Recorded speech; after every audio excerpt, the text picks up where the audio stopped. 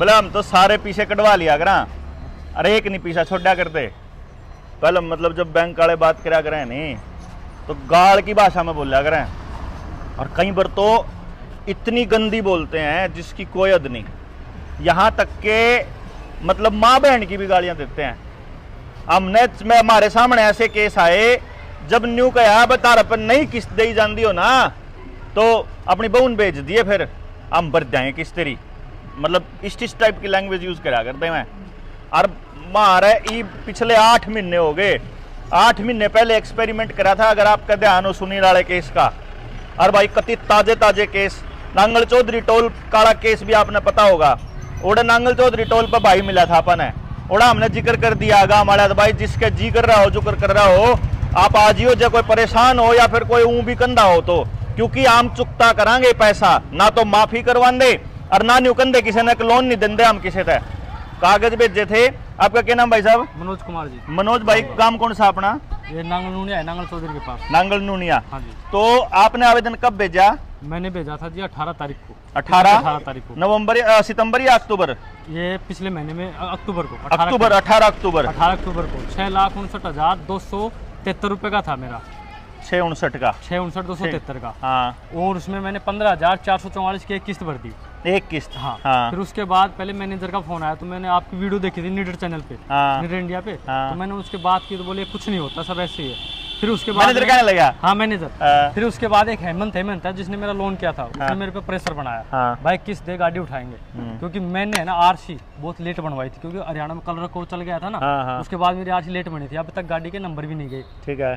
फिर नारनौल की बात है, नारनौल ब्रांच की। फिर उसके बाद में मेरे पास एक चिराग है, चिराग को उसका रिकवरी एजेंट है, उनका फोन आया, बोला ऐसे है हमारे जोनल हेड आए हुए हैं, आपसे मिलना चाहते हैं। आवेदन लगाने के बाद या पहले? आवेदन लगाने के बाद। अच्छा, ये आवेदन से पहले बोले वाला गाड़ी उठा लेंगे? पहले बोले गाड़ी उठा लेंगे। और आवेदन लगाने के बाद आपसे मिलने कितने दिन के बाद? ये अभी 6 तारीख की बात है। सोमवार को 6 तारीख में कोटपुतली गया हुआ था। 6 तारीख की बात है। फिर वो बोला कि हम आपसे मिलना चाहते हैं। मैंने बोला जी बताओ जी क्या बात है। बोल जी हम आपसे टाइल का काम है, टाइल टू ले लेंगे। वो जी टाइल तो दे देंगे, और दूसरा काम बताओ। जी एक अपना बुआजी का लड़का, उसको लड़का हुआ था, तो मैं उस मैटर में गया हुआ था। बोलो आप मिठाई लेके आओ, ऐसे बात करने लगे। फिर उसके बाद में बोला कि आप ऐसे करो, आपकी जो किस्त है 18 तारीख को आएगी, तो आपकी 3-4 किस्त पेंडिंग हो गई, 4 हो गई शायद। तो बोले आप ये कर दो मौजी, मैंने आवेदन लगा रखा है, मैं आपका 1-1 रुपये दूंगा। ठीक, 1 रुपये भी नहीं रखूंगा, आपका कंप्लीट दूंगा। फिर उसके बाद उन्होंने बोला यार भाई बात ये है, अगर आपका ब्याज ज़्यादा है 11.51% लगा मेरा, तो उन्होंने बोला आपका कम कर देंगे। मुझे नहीं, मैं आपके कंप्लीट पैसे दूंगा। फिर करते करते आधा पौन घंटा हो गया बात करते करते। फिर बोले आप बगैर ब्याज दे देना 6,59,273 इसकी किस्त बना देंगे। मैं बोला जी मैं आपका कंप्लीट दूंगा। फिर वो समझ गए, ब्याज समेत दूंगा। मैंने बोला जी आपका ब्याज समेत दूंगा। फिर वो बैंक वाले समझ गए भाई कुछ तो है। मैंने आपकी नारनौल वाली ब्रांच में, जयपुर वाली ब्रांच में और RBI में एक आवेदन लगा रखा है, मुझे उसका जवाब दे दीजिए, आपका जो चुकता बनता है कंप्लीट दे दूंगा। फिर वो करते करते करते बोले ऐसे कुछ नहीं होता, ये सरकार है कुछ भी कर सकती है। फिर उन्होंने क्या बोला कि आप है ना 3 लाख रुपए दे दो, आपके NOC दे देंगे, एक मुश्त दे दो। फिर मैं समझ गया कुछ तो गड़बड़ है। मैं बोला जी एक भी नहीं दूंगा। उसके साथ में मेरे साथ 4 पिकअप है मेरे पास, एक गाड़ी होगी। मैंने 4 पिकअप की है ना, पिछले महीने भी कर दी और उससे पिछले महीने 2 किस्त हो गई। अब एक किस्त कल की आएगी, 4 पिकअप की। तो आवेदन लगा दिया उनका? आवेदन किसी का नहीं लगा। पहले आवेदन तो लगा था खत्म है। नहीं सर, वो तो मान जाते हैं, 2 किस्त हो गई मेरी बात मान जाते हैं। मैं रियल बोल रहा हूँ, मेरी 2 किस्त हो गई। मैं लोन नंबर बता सकता हूँ आपको, मेरी 2 किस्त हो गई। मैंने उनको ये बोल रखा है, रिकॉर्डिंग सुना सकता हूँ आपको फोन पे, उनकी रिकॉर्डिंग है मेरे पास, मैं सुना सकता हूँ। वो मैं ऐसे बोलता हूँ जी मैंने आवेदन दे रखा है, एक आवेदन मेरी वैगनार का, उसका जवाब दे दीजिए, मैं सारी किस्त दे दूंगा आपकी। वो उसी के ऊपर इनके भी आवेदन लगा रहे, कागज चलेंगे वहाँ कोर्ट में। तो कोर्ट में नहीं थोड़ी चलेगा कि एक कल आ रखा था बाकी तो मान जाते हैं। वो तो मान जाते हैं, मान जाते हैं। एक से मान जाते हैं, आपको ना मैं समझ गया। वो मान जाते हैं, लेकिन जब फंसेगा ना, जब फिर फंसाएंगे। हर एक लोन का अलग आवेदन लगाओ, हर एक लोन के लिए कागज होना चाहिए। और ये गाड़ी का तो एक बार फोन आया था, देखो वो क्या कहेंगे, उठना भी वो हर एक पर्सन हाँ। कागज पे ही बचेगी, हर वो एक कार्ड पे बचेगी, ऐसे थोड़ी। अब एक बात बताओ, वैगनार के कागज पे पिकअप ने कैसे बचा लेगा? तो जवाब तो चाहिए ना सर। यार वैगनार का चाहिए ना, हाँ। पिकअप का तो कौन सा जवाब मांगे पिकअप का? पिकअप का कौन सा जवाब मांगे बताइए? पिकअप का तो नहीं मांगा, लेकिन तो वो तो पिकअप काम हो रहा है का उसके ना साथ। ना ना हो नहीं रहा, वो अभी चुप है, इसका ये मतलब नहीं है कि वो छोड़ देंगे, इसलिए हर एक गाड़ी का आवेदन अलग से और लगाओ। उसके साथ में मैंने मेरे आस पड़ोस में 4 आवेदन लगा चुके हैं, जो वीर सिंह भाई ने मेरे को बना के दिए, मैंने लगा चुके हैं। हाँ। ठीक है, उसके बाद में वो घबराए हुए हैं कि भाई ये मनोज है नांगल नूनिया का, सारे बैंक वाले जानते हैं, 3-4 बार बैंक में जाके भी आया, वो ऐसे बोलते हैं कि हमारे लीगल टीम के पास है आपका आवेदन, वो जवाब देगी। ठीक है, एक दिन तो मैंने सोचा कि धरना दूं, जो प्रदीप जी नहीं है अपने रेवाड़ी से, रेवाड़ी से प्रदीप जी, वो बोले हमारे यहाँ आप करो। फिर मैं वो मैनेजर जानकार था, उसका नाम है हेमंत ऐसे कुछ है, तो वो जानकार था, वो बोले यार मनोज क्यों पंगा कर रहा है, तो जा। तो मनोज भाई आपका फैसला बस करेंगे। एक बात ध्यान रखिए, फैसला तो बाद में करांगे, पहले उनके आवेदन लगा। अच्छा। अगर किसी से पूछना है तो हर एक लोन का अलग आवेदन होगा, एक लोन से सबके आवेदन नहीं निपटे जाएंगे। और मैं तो एक होम लोन भी ले रखा, ले ले तो 50 ले ले, पर कागज लगा, आवेदन लगा लोन का आवेदन कागज मांग। देखो कोर्ट में जाएगा, वो ये कहेगा जी, वो नहीं कहोगा देखो जी ये आदमी है फ्रॉड, और ये क्या करता है, इसने जी आवेदन लगाया था एक गाड़ी का और ये रोक रखी इसने सबकी किस्तें, इनका तो कुछ पूछा ही नहीं इसने। भाई उनके बारे में तो बैंक तब जवाब देगा ना जब कुछ पूछोगे। तो मैं तो सोचा एक आवेदन से काम चल गया। पड़ोसी क्यों लगवा दिया? ना भाई आवेदन लगा, अपने जितने भी जो भी देखो, जो जेएसएम के हिसाब से पे करना चाहते हो तो सबका आवेदन लगाओ, और नहीं तो बाकियों का उनके हिसाब से पे करते रहो, जब इसका हो जाए हिसाब से तो नहीं करें, हम जनता सरकार मोर्चा के हिसाब से जनता सरकार, तो सबके आवेदन लगाओ, बाकियों का भी देख लेते हैं। 19 के बाद लगाएंगे जी, अब तो 19 को अपने तैयारी कर रहे हाँ, हैं। हाँ, बिल्कुल ठीक भाई, अपना क्या चल रहा है भाई? भाई बीच में और तो कुछ दिक्कत नहीं आई थी। एक कमाल की बात ये हुई कि कई बार है ना मजाक में बढ़िया काम हो जाए। वो मैनेजर का फोन आया कि भाई डीआरटी में मिलूंगा, थोड़ा सेटलमेंट करेंगे। मैं बोला महा भाई ऐसा है, डीआरटी में चला जाइए, रुपया नहीं देंदा एक भी, और सारी पेमेंट करूंगा ब्याज सुधा कोर्ट में। और कोर्ट में आ जा, मैंने कोई दिक्कत नहीं, डीआरटी में जानते नहीं आप। बोला अच्छा ठीक है, और महाराज ने कोर्ट में मेरा केस दे दिया, रिमोज कर दीजिए एसएम की। दूसरी एक बात और हुई, उन्हें कोर्ट में जाने के बावजूद एक नोटिस भेज दिया। तो मैंने बोला भाई नोटिस क्यों भेज रहा है?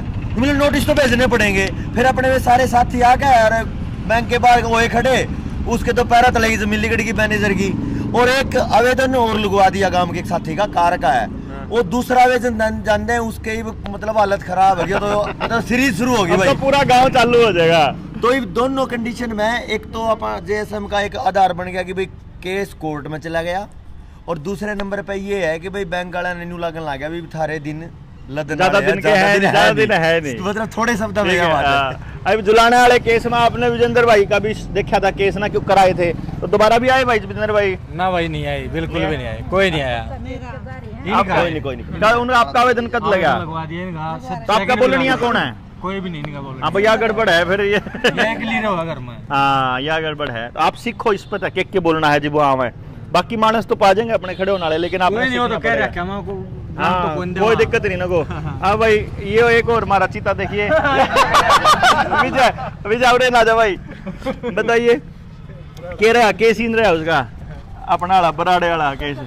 बराड़े वाले का केस ऐसे रहा जी हाँ कि जब वो केस हुआ उसके बाद हमने ताले अपने आप तोड़े। हाँ उसके बाद अभी तक तो कोई वैसे आया नहीं। हाँ तो सुनने में आया कि बैंक से चौंकी में 2 वकील और 2 बैंक वाले आए थे, एम्प्लॉय आए थे। हाँ तो उन्होंने पूछा भाई ये ऐसा है, हमने एफआईआर कराना नहीं है।